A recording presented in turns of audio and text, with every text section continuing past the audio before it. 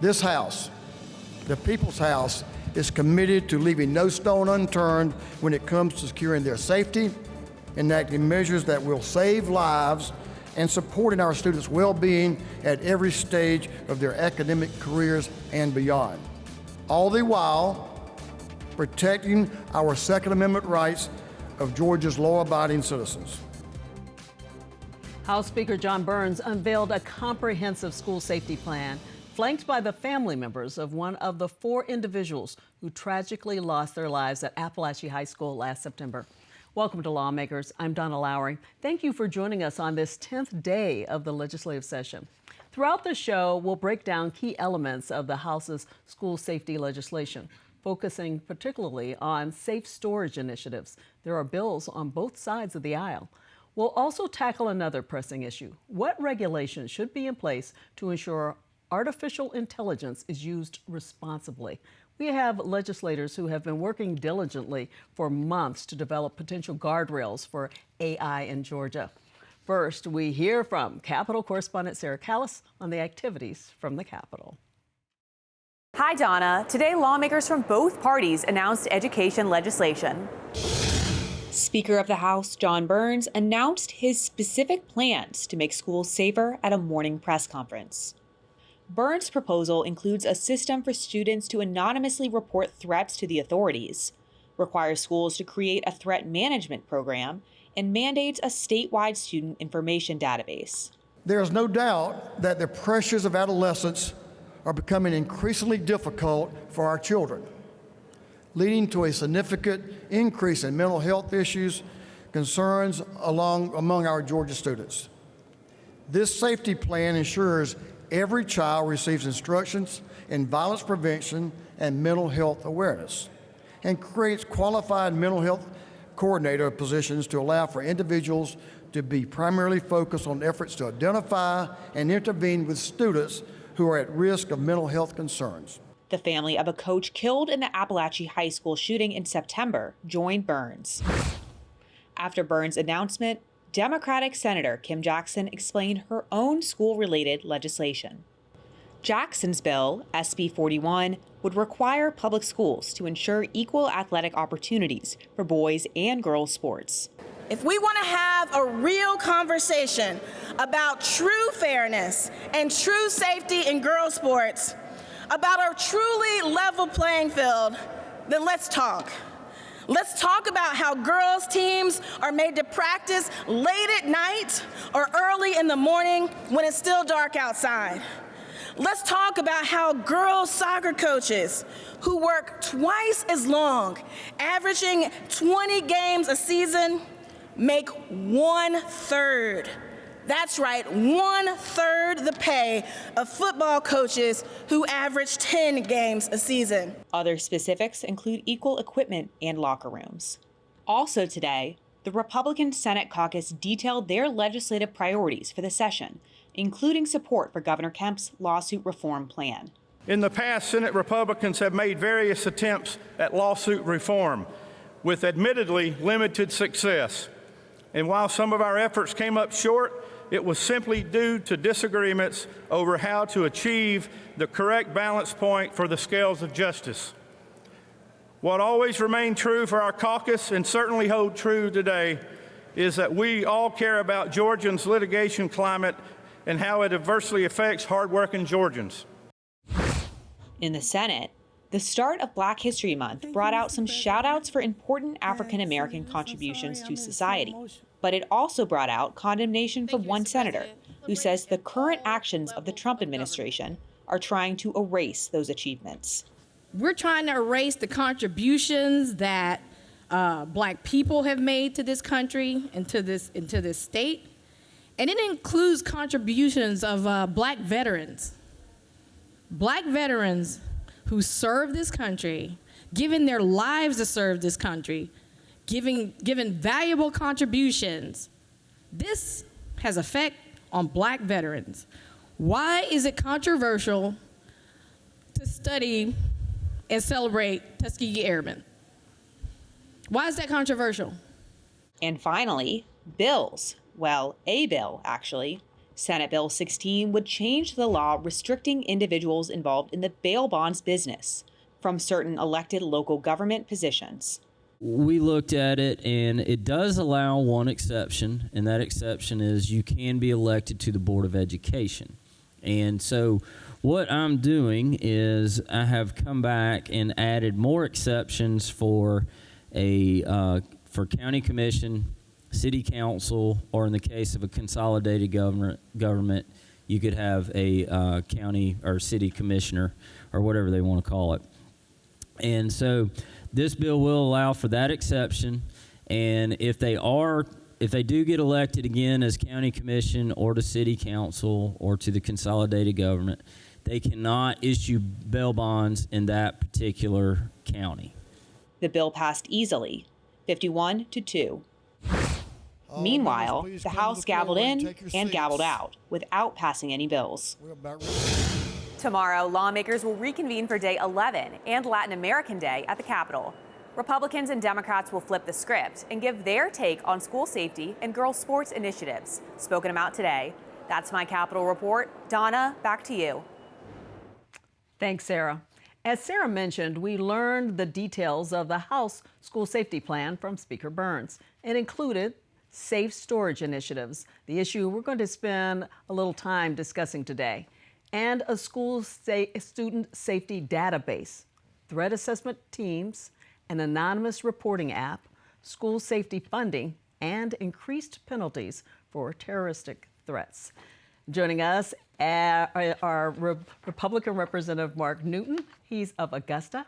He's the new chair of the House Appropriations Subcommittee on Higher Education. He earned his medical degree from the Medical College of Georgia, and he practices emergency medicine.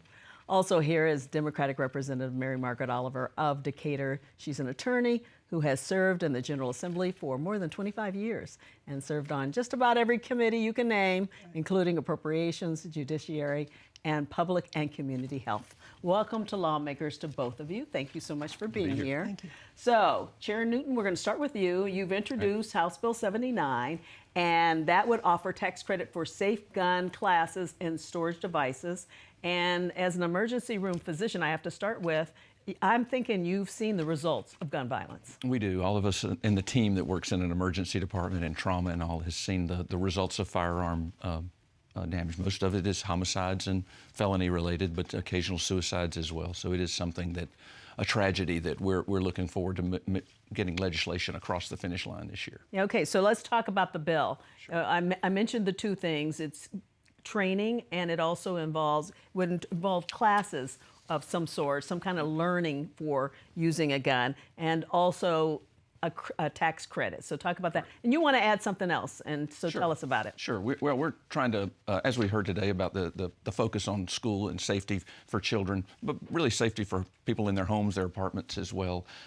Firearm handling and firearm storage are something we've seen to be as important. Two parts of the bill that are there now in House Bill 79 involve using some of your tax refund or your tax obligation, and the state would help you by letting you use some of that money to purchase a safe storage device.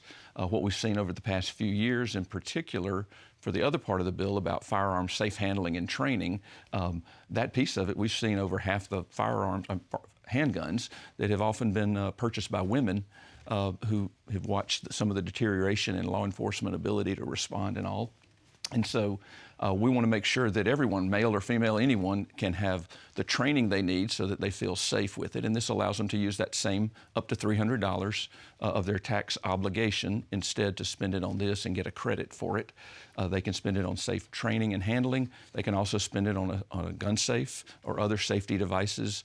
They make some quick release ones that are biometric and all that we'll put in there. We're excited about getting those options out to people, giving choices to parents. Yeah, but you have something else. The third thing we did look at, we're looking at adding this now, is for the state. These are inexpensive cable locks. Okay, kind of show it up a little bit so the camera can see it. Inexpensive cable locks that that can be used. It's an additional tool. It's in the legislation now, but we're also looking at the state potentially appropriating money to be able to give these through to families in particular. We would want to focus on families, maybe through pediatricians, family doctors who treat children, potentially preschool schools, potentially. We want to make sure that we have given parents and anyone, grandparents like me, we've given them the tools they need so that they can do two things. I think, as the speaker mentioned, we want to make sure that their Bill of Rights, their Second Amendment Bill of Rights rights are protected, but at the same time that they can do it in a responsible and safe manner. So we're not interested in mandates or lists or registries or anything like that. We're not interested in arresting or threatening parents. We want to give them the tools that they can do so where they can have their Second Amendment rights, but they can also work out and do this all responsibly and safely and secure. We don't want to give them the options and tools. Okay. So, Representative Oliver, you have signed onto a bill that Representative Michelle Au has that is similar in nature in the sense that it focuses on a tax credit also. Talk about that. Safe storage bills have been talked about in the General Assembly from an entire long political For 25 career. years. In the state Senate, David Scott, now Congressman, was in the state Senate leading the discussion about safe storage bills. I'm very glad that we are having a bipartisan support for some form of safe storage relief. Dr. Newton's bill is a tax credit bill. Dr. Au's bill is both a tax credit bill and a mandate to provide a safe storage. There are other bills that are being introduced, there's over 6 or 7 or 8 at this point, that give other ideas for the General Assembly to discuss. You know, we have not had enough hearings, we've had not enough public discussion. Dr. Au's bill has a bill that provides a waiting list, a waiting time for 3 days to purchase a gun. It also, a bill that I've introduced says that if you fail to secure your gun and a child takes your gun out of your house, you can be charged with a misdemeanor. I know that might sound harsh, but we know that the guns that children are taking to school and to the community and to out in the public are taken from the house where obviously a gun was not properly secured. We have good ideas, I think. I think these ideas, polling data tells us, is supported. But the real positive news for this is that we're having a discussion for the first time, a bipartisan discussion, where I'm really hopeful that we'll be able to pass some form of gun safety bill in the 2025 session. I would like it to go further than a tax credit.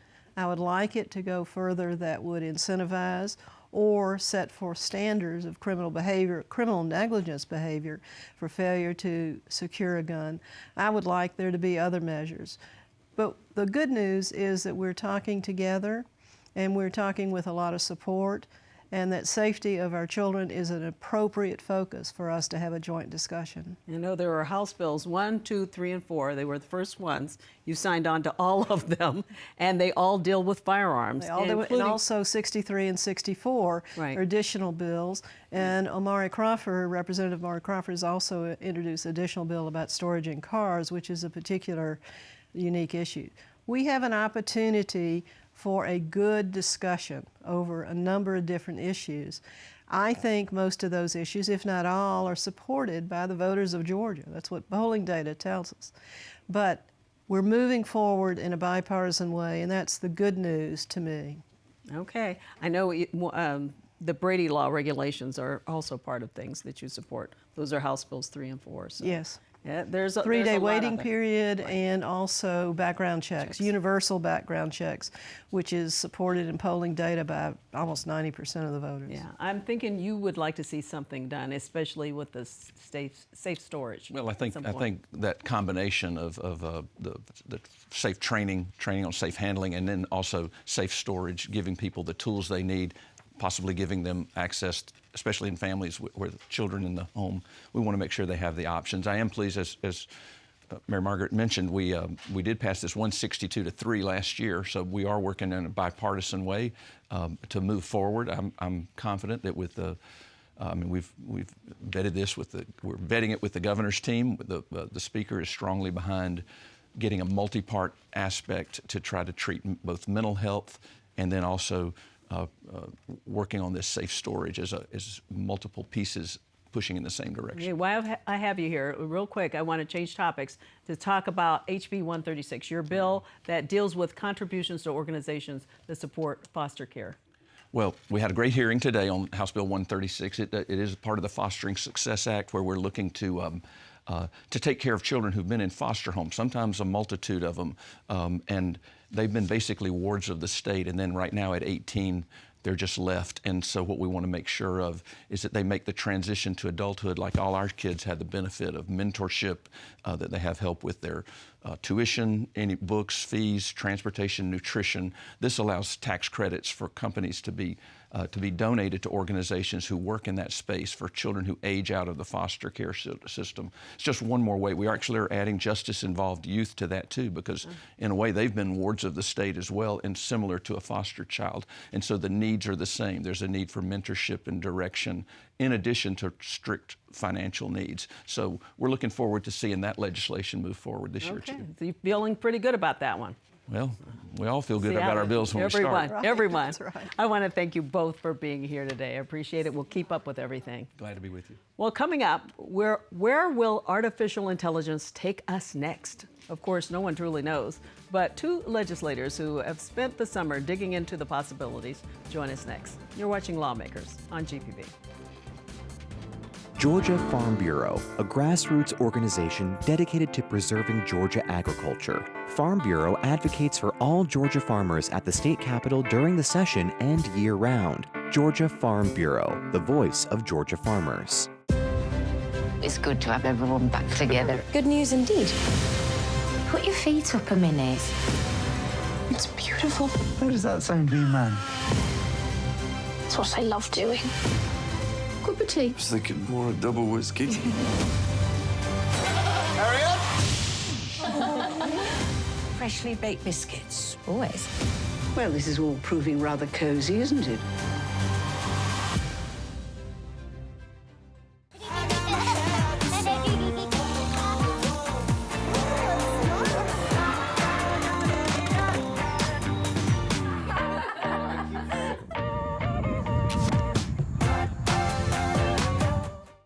Understanding the past gives a sense of the future. This is the first time that anyone has seen this in 2,000 years.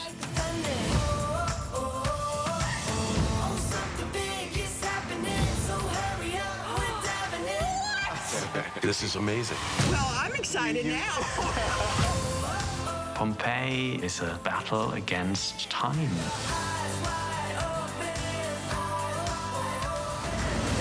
You think I'm joking, but look at this. It did really happen. Don't let anybody tell you who you are. History teaches us to honor the past. When you look back, you're like, wow, that was pretty special. This is something that's actually altering the course of history. You're charged with keeping these stories alive.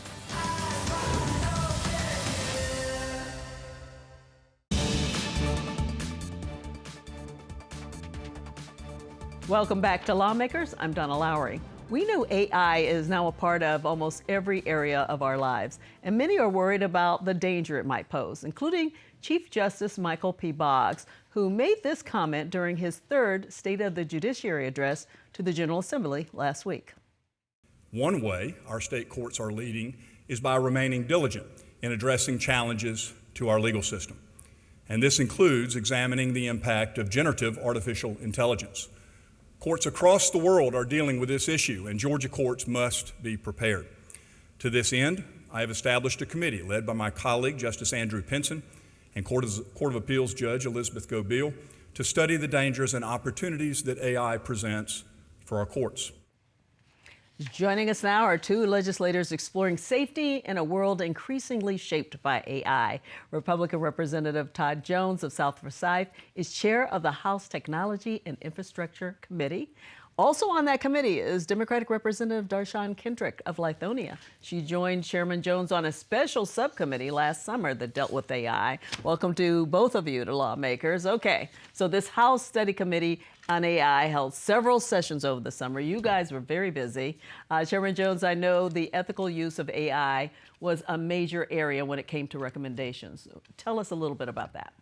Yeah, so we know it's almost impossible to legislate bad actors, but we want to be able to create a framework here in Georgia that continues to basically enhance or encourage innovation, have our businesses, have our college students, have literally all Georgians want to innovate within AI, but within some guardrails in terms of what's ethical and what's not ethical. And we've gone through that study committee in terms of what we believe is going to be acceptable and what's not acceptable. We definitely don't want to tamper down on innovation. Yeah, I know that you've been working on this a long time, and I'm so glad you're involved too. And we're going to talk more about how you're passing that along to the public in a minute. Talk about the committee's recommendation when it comes to the focus on state government efficiency and on how AI can better serve constituents. So making even the state capitol more efficient, right? Yeah, that's always important, right, to get services down to constituents. Really, we not only talked about over the summer how we can get artificial intelligence into the public sphere, but also the private sphere, and really taking a focus at how efficient our agencies are and what tools they could use through artificial intelligence to provide those services. We know that technology is changing. Sometimes government is 10 years behind, and so really taking an accounting of what tools are already being used by agencies and what tools are out there, like the chairman said, within a ethical framework, and how we can use that in order to provide services to the almost 11 million people here in the state of Georgia. Yeah, technology, it seems to be slowly moving in the legislature. I saw a quote where you were upset over the fact that you still had to come down to the Capitol to sign something instead of DocuSign. Yeah, I still find it amazing. I think we're still circa 1990. We should at least move into the DocuSign age. But going back to what Representative Kendrick said, I think when you think of local government, they're having just as many challenges around workforce development as the private sector is, and our ability to use AI to lever, basically be able to give services or provide services to constituents in such a way that we're going to be able to do it with less people, but greater efficiency and hopefully greater service, I think is one of the possibilities for AI. So I remember last year you pushed for a bill to prohibit deepfakes in election interference, and it passed in the House, went nowhere in the Senate, like a few bills, both sides. So what happened, and will you try again? What happened was, unfortunately, we did lose that momentum. And since we are on day 10, we'll go ahead and we'll keep it civil in terms of why we thought that was something that needed to be done, especially in a presidential year. We're going to go ahead and take a year break on deepfakes, and we'll most likely come back in 26 with deepfakes. During another election year. During another election year. Okay, we'll see how that goes. It is an issue, these deepfakes that everybody is worried about, and they're scary when it comes to children and cyberbullying. And so talk a little bit about what you learned during the process about that. Well, I learned so much, but really what I learned is there are going to always be bad actors that use the latest technology in order to do bad things, right? They get creative and they really exploit children here in the state by making different images of them, putting it on different bodies, and that is not only a form of cyberbullying, but it is criminal activity. And so the committee was very, very good to try to focus on that and make sure that we are protecting our children here in the state. I mean, it is hard to, catch all of the bad actors, but you can at least try to put in place a framework for what you should and shouldn't do when it comes around artificial intelligence. Yeah, some scary stories out there, and I know you guys are dealing with children. So Chairman Jones, you helped connect rural districts with Georgia Tech to help students with computer skills, including learning artificial intelligence. So let's listen to educators talk about that program. And this is our first song that we shared. That's something these rural districts really struggle with, is just finding the staff to be able to support computer science programs. So by being able to bring in the expertise from Georgia Tech, we kind of help them fill that gap. This program was really Todd Jones. His vision, he realized there was a lack of computer science, certified teachers, computer science courses, computer science programming in rural counties and districts. So bringing that kind of technology to them, they're seeing it all, and that was important to you. So to have these Georgia Tech students and faculty and all connect, explain how this works. Well, first and foremost, when you're in the General Assembly, you get all this information. And one of the things that we were learning as you saw the computer science requirement for graduation coming up, we realized access and rigor is literally deplete within the rural parts of our state, unfortunately. And frankly, birthright should not determine the quality of the education that you get. You should get equal education across the state, all 159 counties, 181 school districts. So we went to Georgia Tech and I said, hey, within your framework, are we able to do a train the trainer to basically upskill the teachers who are down in rural Georgia, up in the mountains part of rural Georgia, and be able to help them basically allow these students to have an opportunity. You can't dream something you've never seen before, and this gave those students an opportunity. And the program is going so well. I think we're on 42 districts out of 181. It's going so well that I'm really optimistic that not only are we going to do computer science, we're going to do a lot of STEM within the rural parts of our state. I think it's awesome to be able to lift that up and provide these students that type of opportunity. And Georgia Tech is very excited about it. Georgia Tech could not be a better partner, and we're great to have them and have them as partners for us. I know. It's important to get to the students in all of this, but you also want to get to women in particular and encourage them. You're holding a tech demo day, I understand, on AI for women at the Capitol on March 13th. So tell us about it. We've got it up on the screen. Yes, thank you so much for that. So it's Women's History Month, of course, for the month of March. We did the first tech demo day highlighting people of color last year. So this year is for women in artificial intelligence, because a lot of times when we think about STEM jobs, a lot of us still think it is a male-dominated industry. And so I wanted to celebrate women during Women's History Month. And so it's open to the public. So come on down to your state capitol and we'll feature 10 amazing women that are doing amazing work here in the state of Georgia on artificial intelligence. And they're going to tell us how what they're doing is really helping the state of Georgia drive dollars here and all those good things that we like to see. We hear so much about artificial intelligence in terms of using it and all, but to actually see the people behind it all will be cool. Yeah, they'll have some demos. We'll have some special guests come in and talk about it. It's going to be a great I may event. have to come over and look at that too. So Chairman Jones, at Georgia Tech, you had them come over to help lawmakers with AI last week. Talk about that session.